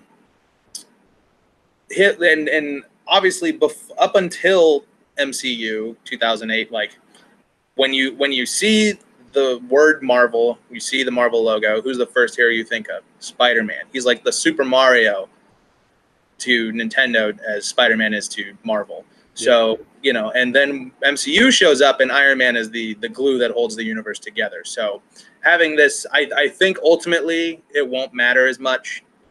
I think for these first couple rounds, you know, literally passing the torch to Spider-Man to be the figurehead of Marvel is a necessary evil. And again, like I said, I don't mind it too much. It totally makes sense to me. But I think that it's everything they're doing is with a purpose. So yeah, totally. Baz, what do you think? I don't know. Go on your Spider-Man love fest, man. I'm busy. Oh, okay. Sorry. Remind me not to involve you next time. Are we going to watch Lion King? I'm probably not, although Jon Favreau is the director of that movie, so I'm probably going to have to watch it because I just love everything that guy does. Yeah. I will go if they stop calling it live action, because it's not. Yeah, it isn't. It's like, I heard it's almost like a shot-for-shot remake too, like which is like animal CGI-ish type. Yeah. Whatever. Aladdin was pretty good. My favorite Disney movie that they redid so far was Favreau did the Jungle Book was very good. I liked that one the best. I agree. Yeah, Jungle Book was really awesome. So thumbs up. Totally recommend Spider-Man Far From Home. It gets a thumbs up from both of us. On a scale from 1 to 10, I'm gonna give it a 7.5. It's like 3 3/4 stars to 4 stars around there. It's where it's floating for me. Just because I didn't think it was great, but the stuff that was great in it was really great. So it was like, okay, this is good. This is a pretty good Marvel movie. It's fun. It's entertaining. It's kind of by the numbers.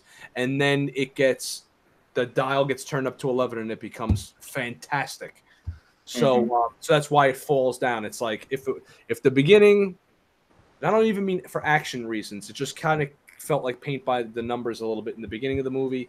And if the second half of the movie was anything like the first, it would have been a 10. I'm going to go main movie. I'm going to go 8.5.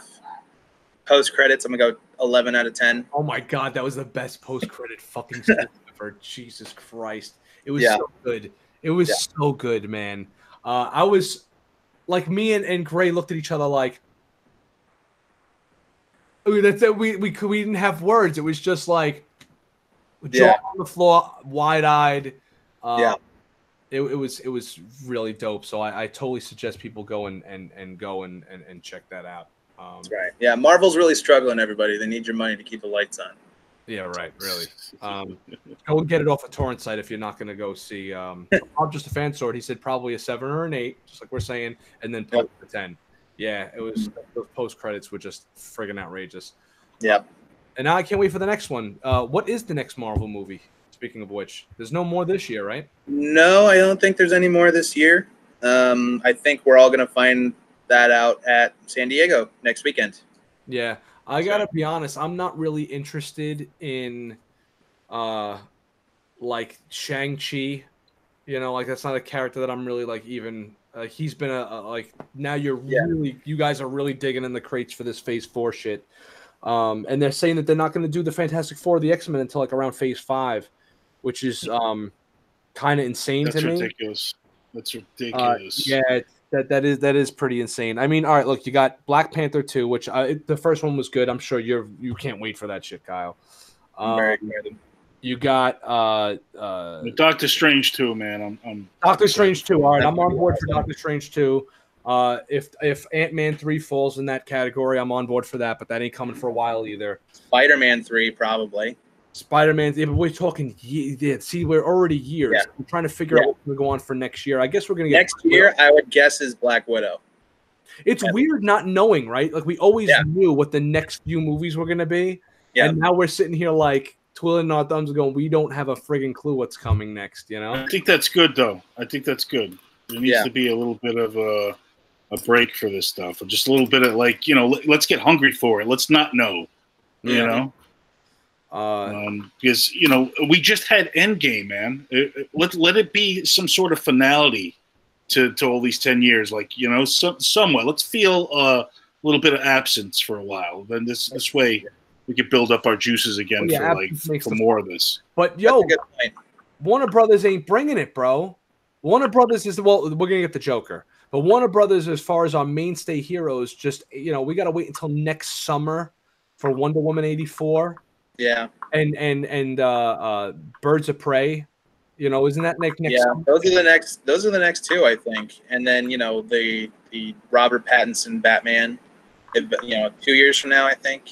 That's ridiculous. Another 2 years. I mean, come on, man. This is like, I don't know. There's been no talk of another Shazam or another Aquaman, and those movies should be coming out like every other year, as far as I'm concerned. I mean, Shazam is a go, definitely.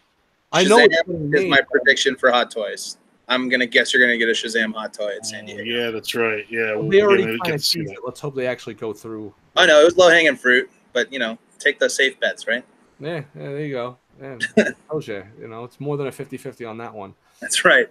The Iron Man Joker to Batman was Mandarin, but they screwed that up. The Iron Man Joker, it was the Mandarin, but they screwed. Yeah, okay, yeah.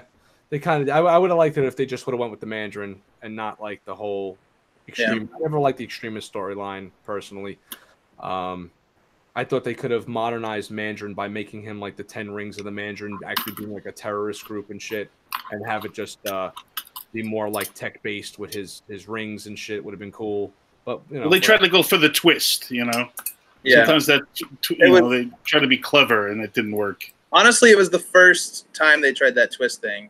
Didn't really work all that well. And then the second time they tried it, I think, was Mysterio in Far From Home, and it worked great. So, you have to have your less than stellar Mandarin so that they can learn from their lesson and then give you the best version of Mysterio ever. Well, yeah, they don't. Though they don't like. Does anybody really give a shit about the Mandarin though?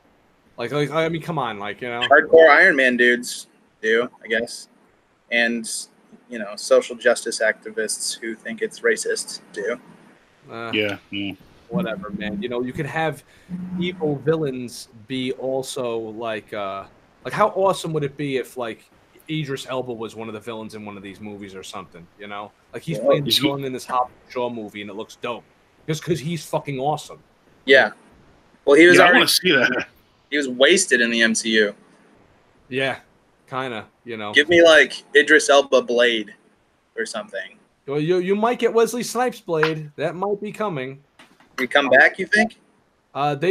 He's supposedly in talks with them, but again, this is so like there's so much stuff up in the air. We don't really know. I guess it's a good time to not know. So yeah.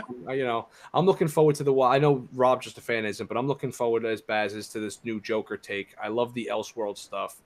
It doesn't worry you that they're taking nothing from the comics whatsoever. It's an Elseworld story. That's the only, and it's basically New York. They're turning Gotham into New York, and as long as they have that Elseworlds tag, I don't give a shit. Some of my favorite comics are Elseworlds tales. I love the Injustice comics. I loved Red Sun. I Gotham by Gaslight. Like I like seeing characters out of their element with twists and shit. So as far as Kingdom Come is Elseworlds. That's right. Like I like seeing alternate versions of shit. So I'm down for it. That is what I want. I want a Red Sun movie. Yeah. And like cast like cast like David Harbour as Superman. David Harbour. That's the guy from Stranger Things. From Stranger Things. I don't know, some big, stocky, salt of the earth looking dude. Yeah. To be Not, the Superman. Yeah. Yeah. That'd be. I don't know if they could do that. They would probably. I hate to say this, but it would probably work a little bit better as one of the animated features. Mm-hmm. No way they're going to be able to do the whole Lex Luthor creating all the villains to go after Superman and the Hal Jordan being the fighter pilot that has to fight him from America and shit. This comic was just so damn good. Yeah, it was great. And that ending where it's all cyclical is just like. Oh God, yeah, yep. You gotta make me want to go read this shit. I'm gonna fucking cry, dude. I'm just thinking it. It's so good. Read this for those of you that are watching. Go read Red Sun if you haven't. It's one of the best. Yes, the best Superman story.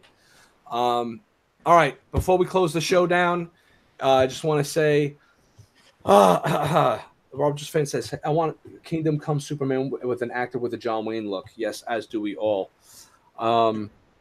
Today's Harrison Ford's birthday, Baz. Nice. Yippee!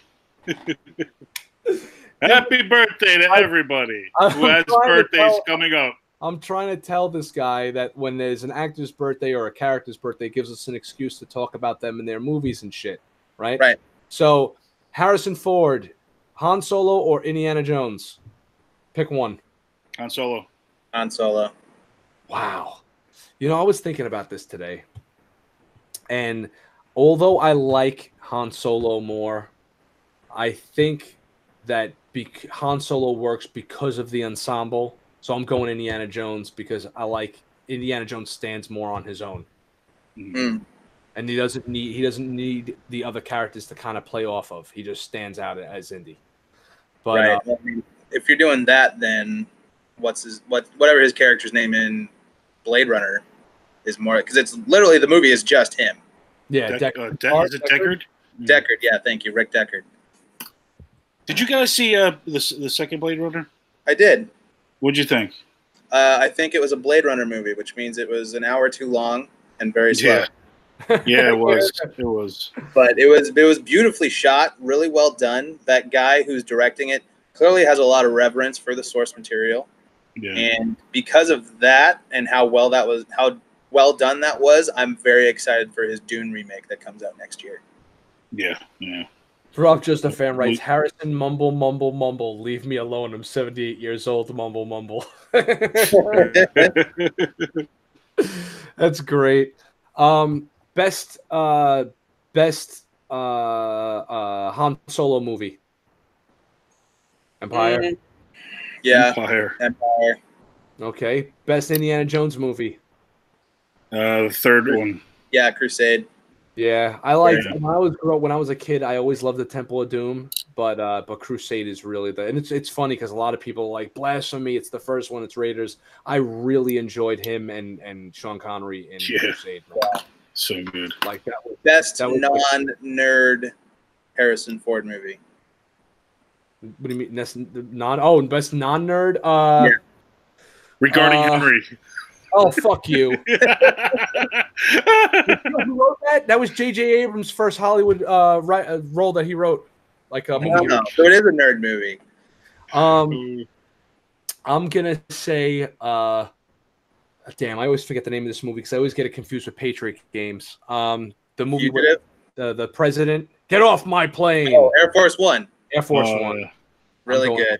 I lean Fugitive, but Air Force One. Fugitive too. Wow, this guy actually does have a pretty. He's got an insane roster of movies. Yeah. There was that one called Witness that was good.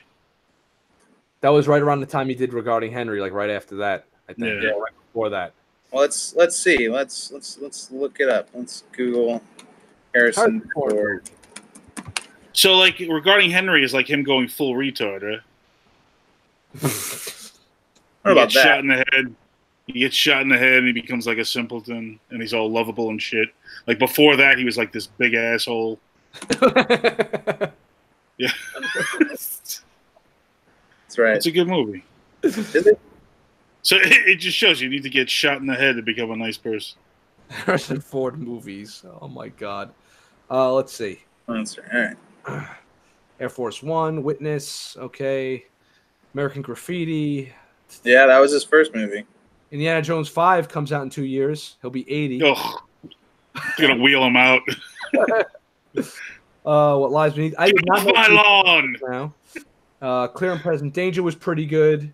Yeah. Well, that was good. I like that one. Yeah, that was really good. Presumed Innocent. I've never seen that. Frantic. I've never seen that one. I got to go through his movies and kind of like go down like the list and kind of. Dang, I forgot he's in Apocalypse Now. Yeah. What? Yeah. He's the Shit. Colonel. Blade Runner. Yeah, Jones. Witness. Yeah, Witness. Jump. The chick from Top Gun is in Witness. I'm trying to look at like like his bigger movies. Like I'm not gonna mention like Firewall that came and went and like no one.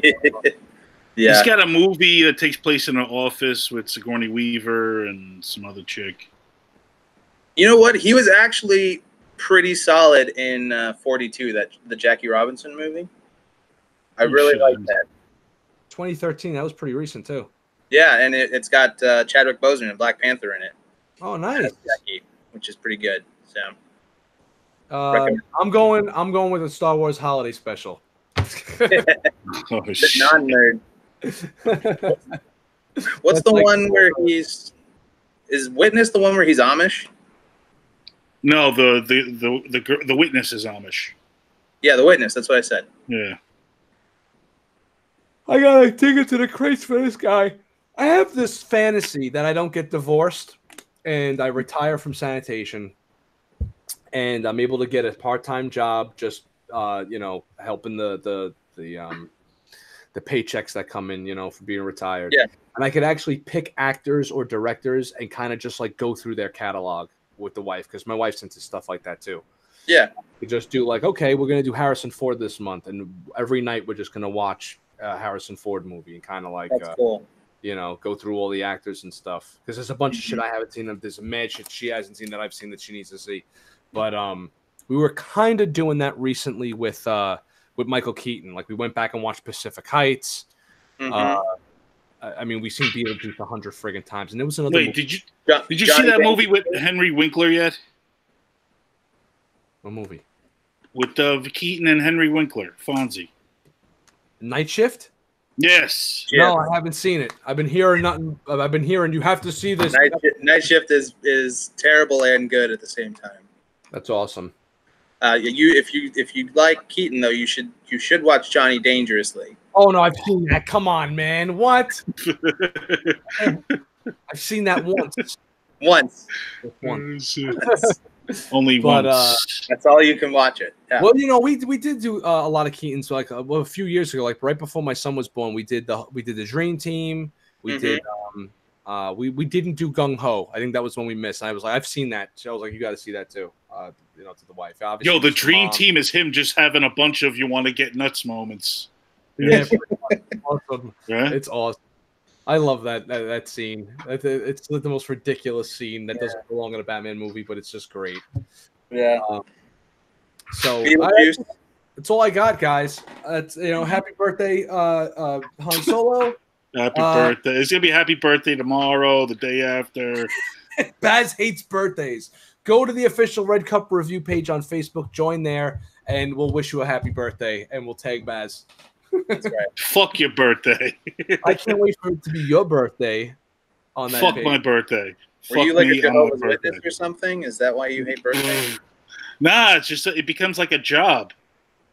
You say happy birthday to somebody, and then you realize that then you see that list on Facebook, birthdays coming up. Right. And there's like freaking 10 people that in the next 2 weeks that have birthdays. And then like if you miss it, you feel guilty, and then it's like, oh my god, this is like a freaking you're just too good of a person. That's your problem. Yeah, exactly. You're too nice to people. I'm too good that I have to become evil. Unbelievable. There was a scene in and Rob fan just mentioned this in the chat. There was a scene in the Adam West animated movies, which I totally recommend. They're great. Yeah, they're really awesome. And in the second one, I believe it was, or it might have been the first one, he actually has a "You Want to Get Nuts" moment. They do a callback to. I think it's the second one. The second one, which I think is the best one because their like what if casting of Shatner as Two-Face Yeah. is like incredible. Yeah, it is. It really is. And it's also It's the on last Amazon time he ever Prime. played that character too. Adam West Batman. What happened? That's that second animated Batman with Adam West and Burt Ward is the last time he played Batman. Yeah. Yep. He died like Oh, man. a month Yeah. after release or something. When that happened during that cartoon though, and he did the whole, all right, guys, they take over his mind. He's like, you want to get nuts? Let's get nuts. And it's like he starts punching them, and Robin has this look on his face, like. Yeah, I got this pin from Terrificon. It Nice. says, Oh yeah, you know, I got that pin. That's 2017. Cool. Thanks, old chum. And it's got the tear on the bat symbol.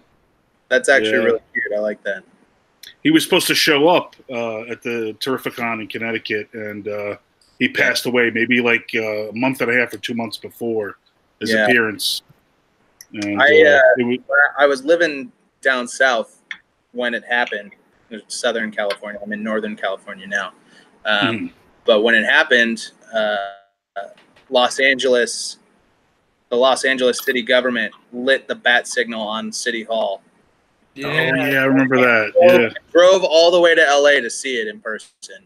It was a really cool moment to be there with everybody when they lit the bat signal for him. It was great. That's so cool. Top nerd moments. Yeah, I was there. Oh shit, man. That's awesome. That is freaking awesome. Adam West, by the way, Rob was 88 years old when he passed. He was crazy. I heard Guardians 3 will be Rocket's origin. Maybe. Maybe. I don't know. Guardians 3 is not happening for quite a while though. You mean as Guardians of the Galaxy? What? It's basically as Guardians of the Galaxy now because Thor is gonna be in it. Oh yeah. Yep. Thor is one of the Guardians now, right? Mm-hmm. That's cool. I know. I like him. I like that. I like that dynamic. It's funny. Yeah. I'm down with it. Marvel can't fucking do anything wrong in any of these stupid movies. But I didn't see Captain Marvel, and I won't see it. I won't see it yet. I think it's fun. Yeah, I hear it's fun. I heard it doesn't blow my mind, but I don't think I wasted time watching it. Right. All right. I hate watched it. I had a good time making fun of how horrible it was. Oh, cool. I hate watched it. Oh God. Not a Guardians movie. What would be okay? That would be a Rocket movie, not a Guardians movie.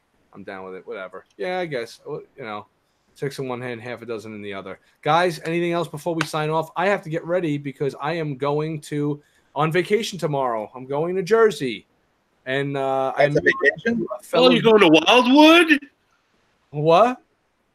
I'm going to be. You're going to Wildwood? Going to Wildwood. the 100,000th time? Yeah, big surprise. I've been going there since I'm like younger than my daughter every year. Now it's time for my kids to relive the magic.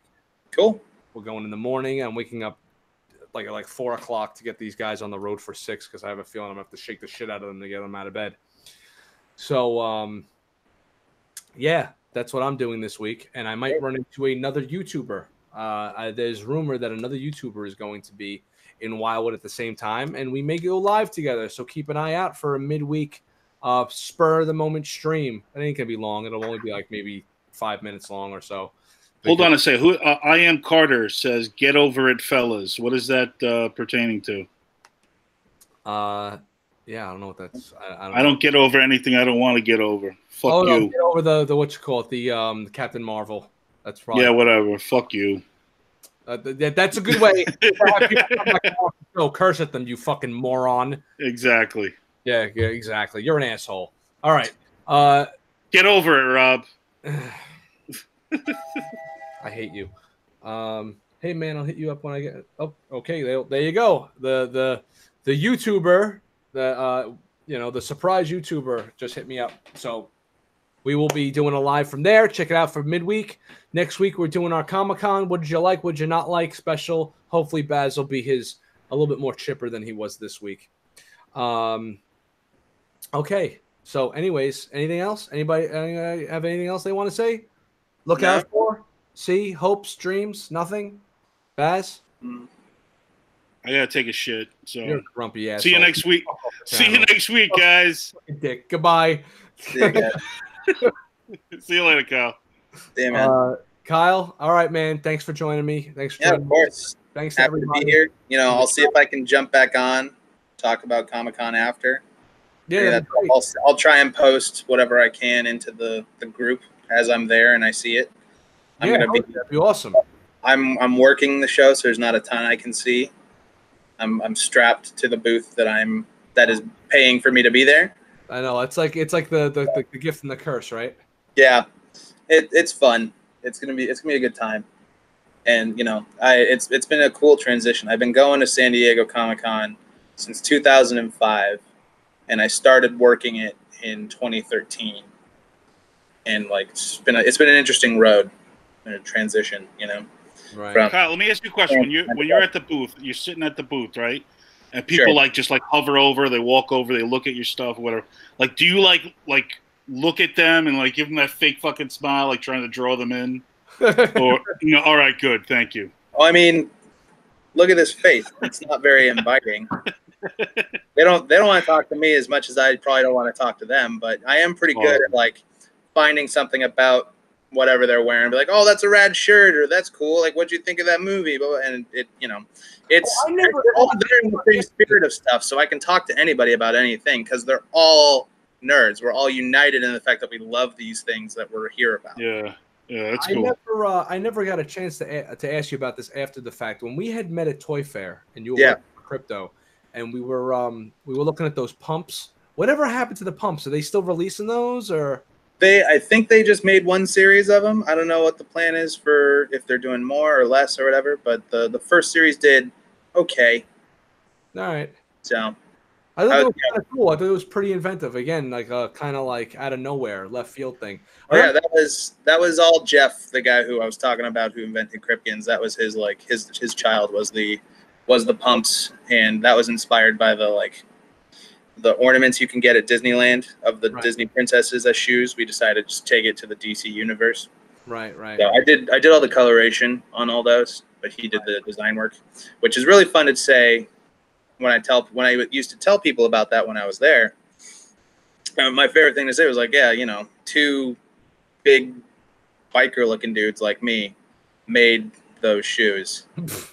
But at the same time, no woman would have ever invented high heels. Right. So. Yeah. No. Hey man, it makes their calves and their ass look better. Yeah, they wouldn't choose to do that. They don't wear them for them. Yeah. Gentlemen, it's always a pleasure. Everyone in the chat, thanks for joining us. We will catch you next week for the big comic. Yeah, Kyle, thanks for coming back. Seriously, you're an awesome guest, man. We're gonna try and get you on, if possible, Kyle, with Amanda. Yeah. If that's cool. Be happy to do so. She and I still are friends, so it's gonna be good. Yeah, nah, man, it's awesome, man, and you have definitely facilitated a wonderful relationship therein.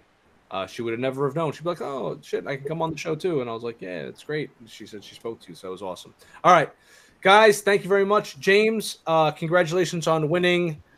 Oh, here you go, James. James Belk, who's watching now, just won all of this shit. Well, it's not shit. Stuff, but he won all. I love that Harley, man. Yo, Kyle, did you do that Harley? I worked on the Harley, yes. Oh, it's freaking awesome. It's my favorite. Here's your stuff, bro. Going away. You'll get it. Don't worry. It'll be in the mail. But this is James won this, so congratulations. And you're Kyle here actually, had a hand in developing these things. Mm-hmm. I have one too, but mine's signed by Paul Dini. Oh God. Oh, one of the great writers. One thing I cannot get myself to get rid of so far, and I'm not even the biggest Harley Quinn fan, is that hand, the hand that holds the lollipop. That's just those pieces are just so nice. The Joker hand. You have the Joker one too? Nah, I don't, man. I only got the Joker one came out first. I didn't even know about it, and then it came out, and then I had gotten. They sent me the Harley hand, and I know the Batman one is it? It's out. It didn't come out yet. I don't even know yet. I have nothing to do with that one anymore. But something you did have something to do with, and I'm still waiting on. Damn it! It was supposed to ship last month, and that was the Wonder Woman statue. Well, you'll have to accost Amanda about that. I just drew the picture and cashed the check. I got nothing.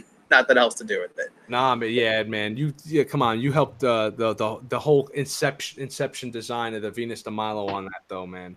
It had the lightning bolt had a hit from somewhere. You know what I'm saying? That challenge through you. So, but I'm still waiting on that shit, man. And you and me both. I think that's gonna. My idea is I'm gonna take that statue and I'm gonna put it in front of the new Mezco Wonder Woman that's coming out. And have her, like pose like she's like in front of like the That's a good one. So my plan for that piece was I was gonna get 2 of them just for myself. One for to keep pristine. I would take it out of the box or whatever. The other one I would take a chisel and chip the arms off like the real Venus de Milo. Mm-hmm. Oh, so you're gonna really put some custom work into it, huh? Well, we could get into it when that piece eventually comes out, but that was my original plan for that piece, but other people had other ideas, so. Oh, look, the way it looks now is awesome, and that would have worked great as a variant, you know what I mean? That would have been a cool, variant take on it. All right, guys, in the chat, yes, Baz will be back, obviously. Then you're going to have Kyle coming back, and you're going to have Amanda from Cryptozoic will be on. We're going to be bringing – I already spoke to MSIB. That's Zachary. He's coming back on, too. He's going to be back on for the Comic-Con show. So we're going to have a lot of stuff going on here in the coming weeks. We also have our 1-year anniversary for the live show coming up next month.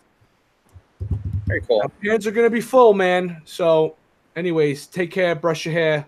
I'll see you guys midweek. And Kyle, take it easy on the con and stuff. Hang out once we try. I won't drink too much. We're gonna stop the broadcast. Everybody else, we'll see you. All right, take care.